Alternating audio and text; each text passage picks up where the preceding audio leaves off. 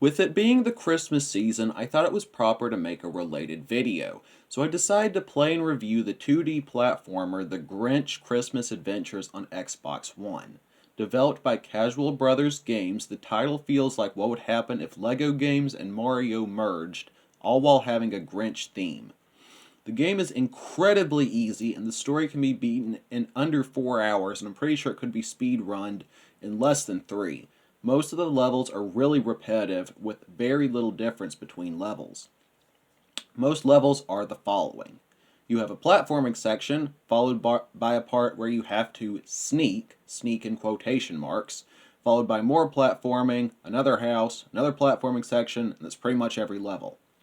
There are a couple levels where the Grinch is running from a giant sphere-shaped object, one level a giant snowball, another a giant Christmas ornament, and the final level where the Grinch delivers presents, and it was nice to have at least a little bit of variety. Throughout each level are puzzle pieces used to acquire upgrades and Christmas presents, which have no use other than something fun to collect. While about 95% of the puzzle pieces are easy to find, the other 5% can be a bit of a headache. Between levels, the puzzle pieces can be spent to solve simple puzzles, which, upon completion, unlock new upgrades for the player, such as a jetpack or the Santa outfit. If the player collects every puzzle piece in the game and solves every puzzle, the mirror mode is unlocked. It's basically a new game, but instead of going from left to right, you go from right to left. Discussing the levels a bit more in depth, the platforming is definitely influenced by Mario, just not as good as Mario.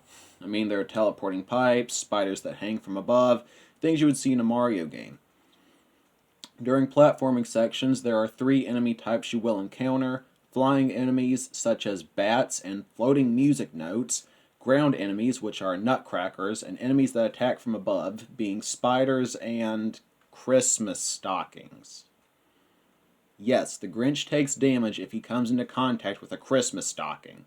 The Grinch has 2 attacks to defend himself: a jump attack where he jumps on an enemy, and towards the end of the game, a ranged snowball attack is unlocked, which, upon contact, freezes an opponent for a few seconds.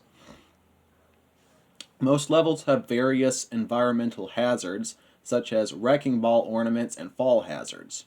The game has a ton of checkpoints, and dying simply takes you back to the last checkpoint. These usually aren't more than 45 seconds apart, so dying never really sets you back very far. Thankfully, you also have unlimited time and lives to complete each level. Accompanying the Grinch is his faithful dog Max, who can be controlled by another player, but is controlled by AI on single player. Max is occasionally required by certain tasks, and the player can switch between Max and the Grinch with a simple button press.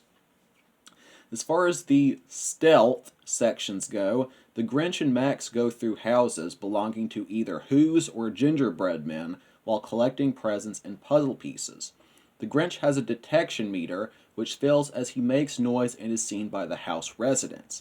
If he gets detected by a resident, they will simply attempt to hug him, not question why he's in their house. And the Grinch can either run or hide in various objects, such as in beds or under tables. The AI enemies in the stealth sections are probably the dumbest AI I have ever seen in a game. If you get detected, just hide, and the Who's immediately forget you're in their house. Even if you go into hiding right before their eyes, they just automatically forget. The game ran pretty smoothly, but a couple times the game freeze glitched and I had to restart the level. Nothing too major, but still a little annoying. Graphics-wise, it was going for a cartoony look, and I think it did fine for what it is. Overall, I give this game a 7 out of 10. I know hardcore zombie players weren't exactly the target audience for this game, but that's really about the best I could give it. It's just a basic and short platformer. It didn't do much of anything innovative, and it's just not really a great game. I mean, it's decent, but that's pretty much it. That's all I have to say for today. I really appreciate you watching. Please do feel free to like, subscribe, and comment. Always remember that Jesus loves you very much, and I hope you have a blessed day. Goodbye.